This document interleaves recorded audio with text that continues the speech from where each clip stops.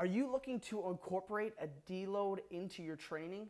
Well, in this video, I want to talk to you about whether or not a deload is a waste of time and if you should include it in your program. Welcome to DadBod Fitness. If we are just meeting, my name is David, and if you're a parent or if you're especially a dad who's looking to stay fit and to build some muscle, you will find great tips and great strategies on this channel for helping you to reach your fitness goals. I want to inspire change and I want to motivate your transformation, and ultimately I want to help you share that adventure with your family. So hey, if you guys are new to this channel, consider subscribing. So let's jump into this content. All right, so this was meant to be a live stream. Unfortunately, technical difficulties just bit me in the butt. It could not get past them, just refused to let me live stream this. So this is the alternative. But what I really wanted to do for you is take you through an article that I just recently read by Jordan Syatt. So if you don't know who Jordan Syatt is, he's a power lifter. He competed in a lot of different competitions, and he's a fitness coach and motivator. He does have a website. I'll throw everything in the description below, along with the link to this article, which was actually found on Schwarzenegger.com. So deloads is the topic of discussion, and his article is entitled, I'm going to read it just so I don't actually get it wrong here. It's literally deloading. It's a waste of time and why you shouldn't do it. So, actually, I think I could have that wrong here. Let me double check that for you. Deloading is a waste of your time. So it's just that. So that immediately caught my attention. I wanted to kind of see what he was referring to, because Jordan Syatt, I'll put his YouTube link down below. I absolutely love his channel. I found him fairly recently, and I've really enjoyed his content. He's got a lot of good information. I enjoy his approach and how he talks about fitness and the tips that he gives. So this article was very interesting right off the bat. So definitely check out and read the article. It's really not that long. Make sure you read it, get your own perspective of it. Basically, here's a summary of it. The traditional deload as we know it, which he defines as some sort of rest week or deload. I'm sorry, I should rephrase, not a rest week. Deload is basically reducing your volume to 40 to 60% of your 1 rep max. And you're basically reducing your training load and volume for approximately a week, and he says typically a traditional deload is done every 4 weeks. Now, I'll just throw out there, that's different than what I have seen in the past. That's not the traditional deload that I've seen, but again, he's been in the industry a lot longer than I have. That could be just what has been in the past kind of touted and pushed forth for a deload. So basically, the traditional deload, in his opinion, is a waste of time. It's not going to benefit that many individuals. Could it work? Sure. He says everything works, and I understand kind of his point there, that everything to some degree or another is going to help push you forward, but certain methods or training programs are going to get you further faster. Excuse me. So with that, then he lays out 3 different alternatives that he actually recommends instead of doing a traditional deload. So he always does try to go contrary to the typical fitness industry, where a lot of times there's these heavy messages pushed, things that really aren't necessarily required, and I think he's classifying this as one of them. And a lot of his big reason here being that you should go more by intuition. Now, with that being said, I totally understood where he was coming from, and basically I agree and I don't agree with what he's saying. Typically, I always find myself in agreement with the information he's putting out.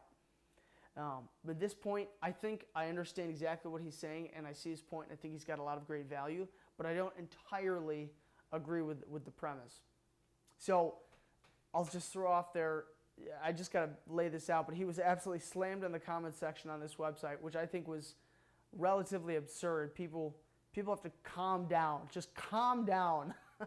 I was reading these comments going like, you have no time on your hands to be slamming him for this article, when we really just got to understand what the intent was. So just to kind of preface this, I want to kind of give you look into why I'm talking about this now, because in my own life, in my own situation, in my training, I actually just recently, the other day, went through my training logbook and realized I had not done a deload in about 9 months. So I've only ever done 2 deloads before. And the last one I did was about 9 months ago, which is crazy long. So let me just define for you what I've done. Through my research, the typical deload that I've seen is usually reducing whether you're reducing your weight or just the number of reps that you're doing by about, down to about 60 to 70% of what you were doing. In some cases, 50% of what you were doing in your typical training. So that's usually how I've gone about it. It's usually done somewhere between 6 and 16 weeks, which is a huge span. So I've seen a lot of people really push that into about 12 weeks. About every 12 weeks, you could do one. And that's I can't say that's really what I've gone by, because I've only ever incorporated 2 deloads, because I've tended to have gone much longer in between. So it's one of those things that, as I was looking back at this, I'm like, I think it's about time.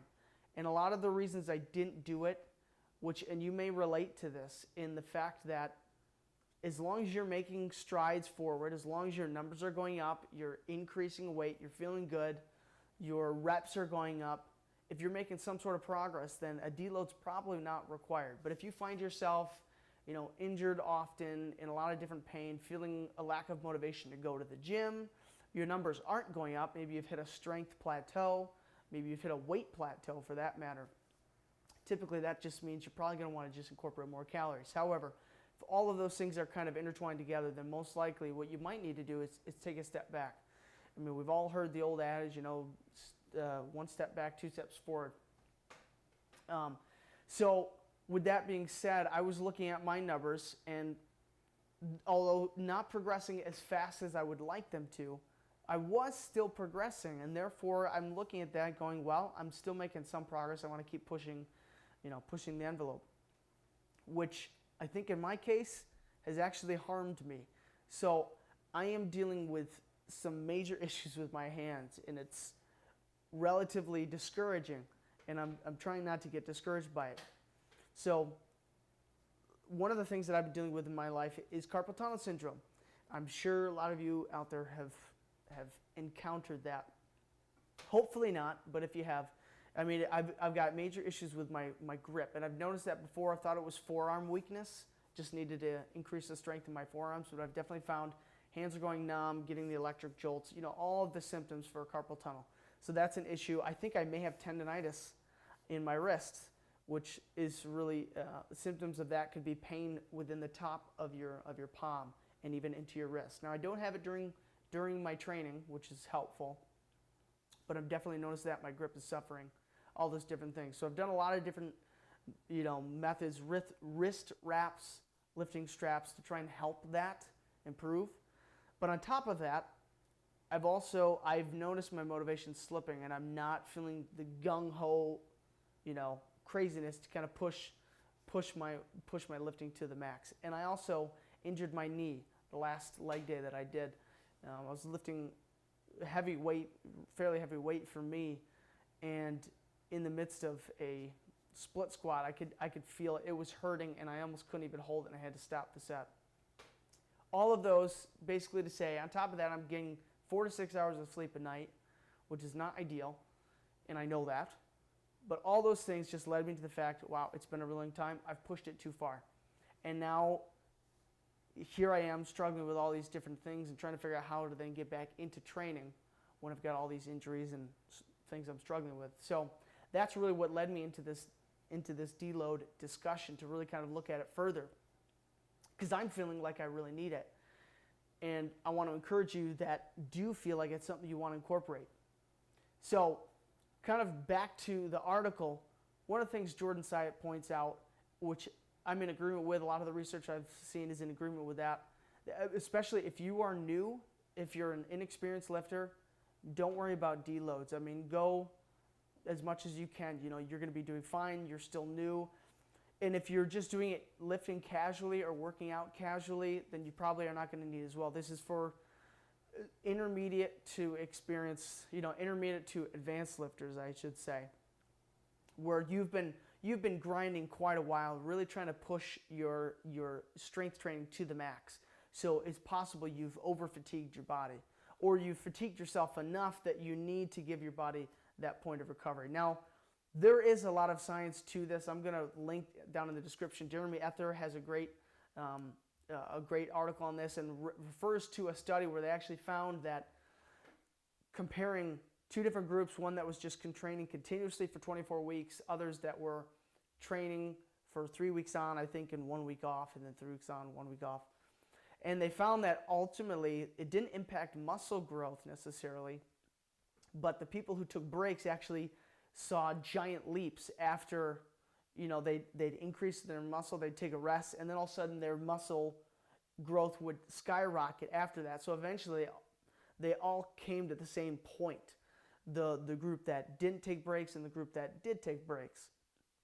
And it's still very ambiguous, how that impacts muscle growth, but it definitely has been shown that it's not going to cause detraining by taking a deload week. You're not going to lose muscle.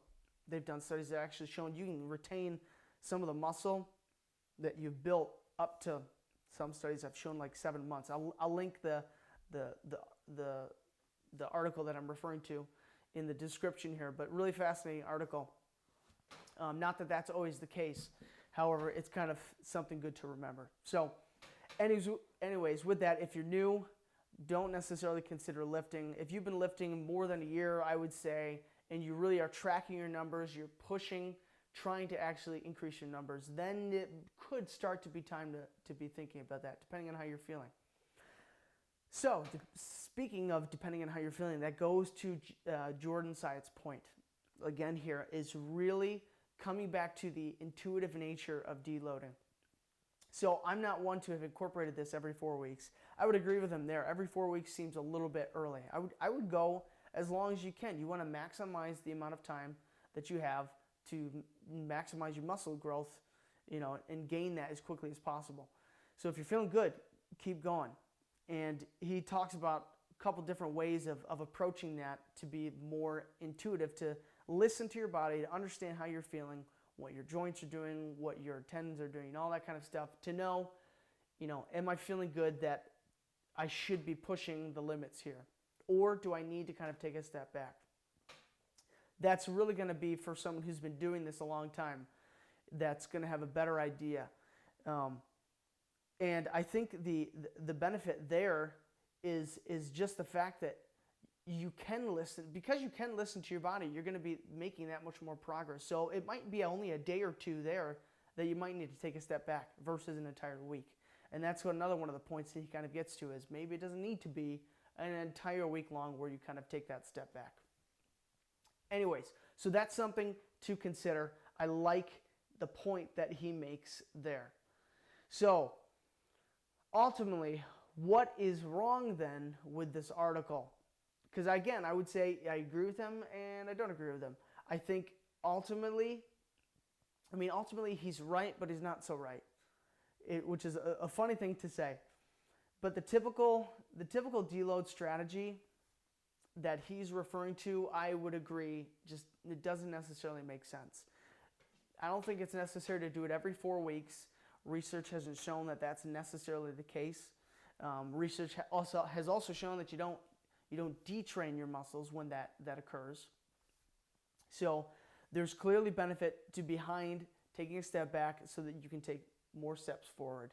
And ultimately, if you with continuous training in the research that they've done, it's still short term considering 24 weeks in comparison with, 2-3 years, a lifetime for that matter. At what point does that continuous arc of growth start to drop off? Does it drop off? And that's what they don't know exactly at this point. So in light of that, and in light of all the other circumstances, you're a parent, especially, you need to be thinking about this. You're getting less sleep. You've got a lot more stress in your life. and you have to take all these other different factors. So what type of work are you doing? What's your job? What's the stress level of your job? All of that's going to impact your body and your central nervous system, which is going to impact your training, which is going to impact your recovery. So all of these things are important. And I would just say, definitely check out, I'm going to put down a link down in the description. I really appreciate Sean Nalawani. You've heard me talk about it before. I'm going to put a link down in the video, a link to one of his videos down below. Check out this video and his take on it. Essentially, there really is no negative side to taking a deload week. There's no negative. You're not going to detrain. You're not going to lose muscle. You know, even if you didn't adjust your nutrition and drop your calories to account for the decreased activity, even if you gained a little weight, the amount of weight that you're going to actually gain in that short amount of time is insignificant. So with that, very little negative. Basically no negative, and the huge possibility of a lot of positive that could come out of that. So for that reason, why not incorporate them into your training? And I like the idea. I think at least going 12 weeks straight with no deload, unless you feel your body needs it, I think that makes sense. And again, if you can go further, go 13, go 14, go 16 weeks. See how your body is feeling. And that's more what I'm going to start to incorporate. I've been pushing it a little bit too far, to the point where unless I really feel like my body's just falling apart, which obviously has taken me up to these massive issues with my hands and my knee, where I finally had to step back, throw my hands up and say, okay, I'll do it. Think long term. We want to be here for our families. We want to be showing our kids how to effectively approach fitness. And granted, even if they're young, they might not be catching on to all these things, but you are teaching them in subtle ways through this, and it impacts your other areas of life. And we have to provide for our families, so we've got to be doing this smart. And that's a learning process that I've been going through, and I hope to encourage you in that as well. So with that, I want to just encourage you again to follow Jordan's information as far as being intuitive, listening to your body. I think that's my big takeaway from his article, that I like what he's trying to say. He may have gone a little bit too far. Some would say he may have gone too far in saying that they're a complete waste of time. But I think he's pulling out some good information. And the solid point is that we need to be listening and not just doing it for the sake of doing it. You know, to maximize your growth, to maximize your potential, push yourself as far as you can, but make sure to be listening to your body so you can step back when you need to. All right, so ultimately, deloads, I think, are a necessary tool, especially for parents, for dads, because of all those other stresses involved. All right, I think that's all I wanted to cover for today. Thank you so much for watching. Don't forget to like the video if you enjoyed it. Check out the other ones. I'll put up a couple of recommendations. And don't forget to subscribe. Stay tuned. Hit that notification bell so you don't miss any of the upcoming content. We'll be having an awesome video of something really exciting that I can't wait to share with you coming out next week. And until then, as always, be intentional and bring the intensity. And I cannot wait to see you on the next video.